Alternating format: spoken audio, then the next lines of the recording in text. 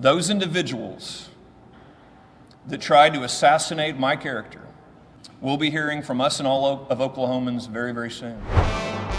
If you pay attention to news with any regularity, and I don't know about you, but for me, the thing that wears me down, that gets me down emotionally, my morale, is Republican hypocrisy and the fact that there are few consequences for it, for the bald-faced lies that are told by Republicans, when they're caught dead to rights in scandal, the fact that they just march ahead, forge ahead, lying. Everyone knows they're lying, including the base, including the MAGA base. They know they're liars, but it doesn't matter as long as they keep their eye on the prize to alter our culture, to harm marginalized groups in our country.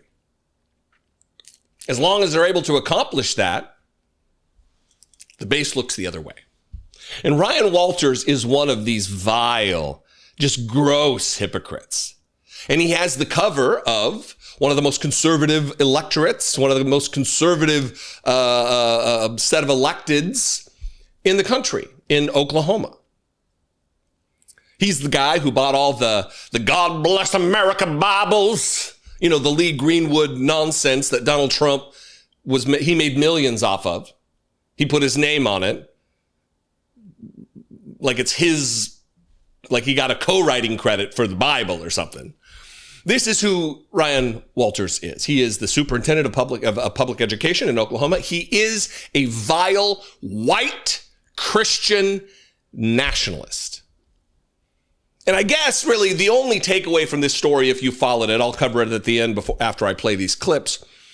He got caught with porn on his computer while at work, while in a meeting, in his official capacity, he had porn on his computer and got busted. Now, the hypocrisy comes in two different places. It is the fact that he's lying, and it's the fact that now we know that he's lying based on the fact that two different stories. Someone's lying when they give one excuse, they blame one person in one setting, and then in another setting, it's a whole new villain that they get to demonize. And that's what he did. Yesterday, he gave this statement, blaming in very just beautiful Donald Trump fashion. He's blaming and creating a conspiracy that the conservative Republican MAGA governor of Oklahoma is out to get him. That's who's to blame here. Watch this. These board members have a lot to answer for, and so does the governor of the state of Oklahoma. Did he direct these board members to lie about me? Did he direct his board members to go in and disrupt everything in these board meetings? Did he have the board fight against bringing private schools into the state for families to have school choice? What exactly directives were they given? We have had our name cleared by both OMES and the sheriff's office.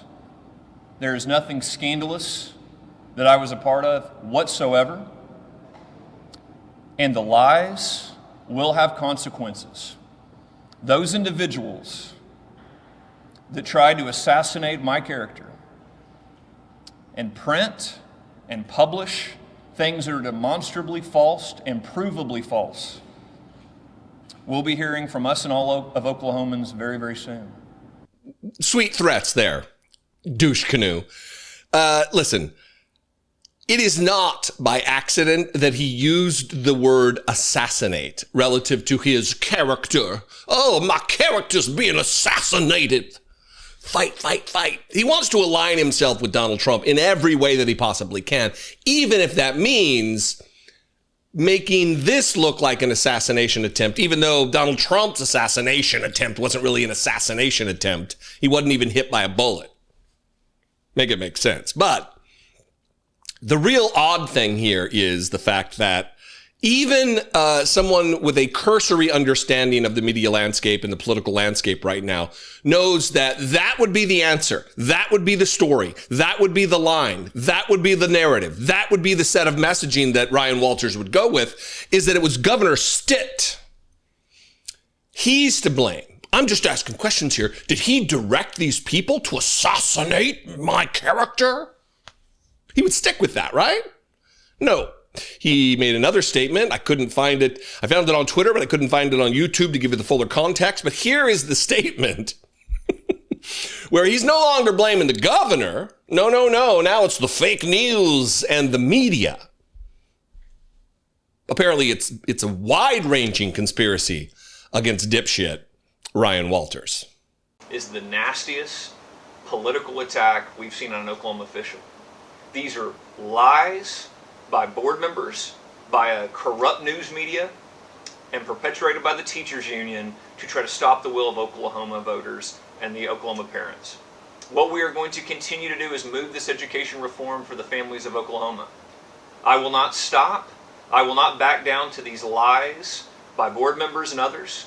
These board members should resign immediately in disgrace over the lies that they have pushed about me to try to destroy my character. My family's had to read these headlines that are simply not true. This is why people don't trust the news media. So many lies that they have run that are factually false and provably false. You know, I guess really a positive way to look at this without continuing to feel beaten down by the hypocrisy and the nonsense of the Republican Party is that at least he's looking at porn of adults on his computer at work, in mixed company, on the job, while drawing a paycheck. At least it's adults. Because too often, it's children being abused that Republicans really have a proclivity for. Time and time again, it's a Republican politician or a cop or some other hero wanting to be lionized by the Republican Party who gets busted for crimes against the most fragile and innocent among us. If you're not familiar, if you're wondering, if you're still here and you don't know what I'm talking about and you're waiting around for me to get to it, here it is. Here's a headline. I'll just read you 3 paragraphs to sum it up for you. This is from the New Republic. MAGA superintendent who put Bibles in schools faces porn investigation. Ryan Walters reportedly played porn during an official meeting. According to Oklahoma politics site Non-Doc, board member Ryan Dietrich noticed the video on a screen in Walters' office while a parent discussed appealing a district transfer denial. Dietrich says the video featured, quote, multiple nude women and, quote, some sort of chiropractic table. Everybody's got their thing, you know? I guess a chiropractory is his kink. Who am I to judge? As Dietrich considered how to broach the subject, fellow board member Becky Carson, the only other person with a view of the screen, spotted it too. I was like, what am I seeing? Carson told Non-Doc. At first, she wondered, is that woman naked? Before thinking that she's got a bodysuit on. After noticing nipples and pubic hair, she realized that is not a bodysuit. Both board members described the footage as retro and said it did not feature intercourse. Retro. It was retro, y'all. There's jokes here, but we'll keep this somewhat respectable, right? Carson confronted Walters, telling Non-Doc she was asked what was on the TV, with Walters acknowledging that he saw it. Turn it off now, Carson recalls saying. Walters asked, what is this? What is this? And fumbled to turn it off while saying, I can't get it to turn off. I can't figure out how to turn it off. Maybe, just maybe, we shouldn't have people in charge of public instruction for children who is so comfortable with pornography on his work computer at at work, doing work during work hours with colleagues in the room with view of his computer, this irresponsible, maybe, just maybe, he shouldn't be in charge of children and their education, while acting like he is a holier than thou, mighty, righteous man of God who's going to bring them salvation through the word of God. I wonder what his version of God would think about him viewing pornography. Apparently he'd be A-okay with it, right? Anyway, what do you think? I throw this to you. I'd love to know if you live in Oklahoma. I know I've got a pretty sizable audience in Oklahoma. Little spots of blue in a red ocean.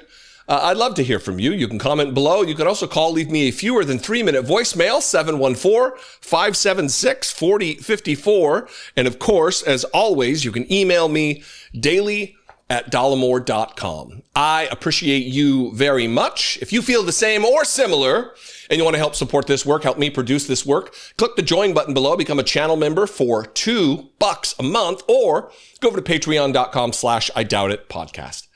I'm going to go. I love and appreciate you very much. I'll see you next time. Be genuine. Take care of one another. You know nothing ever comes for free, right? There are always strings attached. If you're using a free email service like Gmail, did you know that all your emails are being scanned and tracked even after you delete them? Big Tech tracks all of it. Your plans, your purchases, your trips, your confidential messages, so that then they can build profiles to sell to advertisers and who knows who else. Whether you realize it or not, you are paying a price for that free email that you're using. It's time to make a change. It's time to move to StartMail. Based in the Netherlands, which is a country renowned for its strong data protection laws, StartMail has been a trusted name in secure email for over 10 years. It is a privacy-focused and secure alternative to that so-called free email that you've been using. Unlike big tech emails, StartMail never scans or tracks your communications. And when you delete an email, it is gone, actually gone for good. StartMail also blocks hidden tracking pixels in your emails, protecting you from being monitored by hackers and snooping companies. With strong encryption and unlimited aliases, StartMail really goes all in on privacy. In just a few clicks, you can switch over completely to StartMail, and you'll be able to migrate all your existing emails and contacts there as well.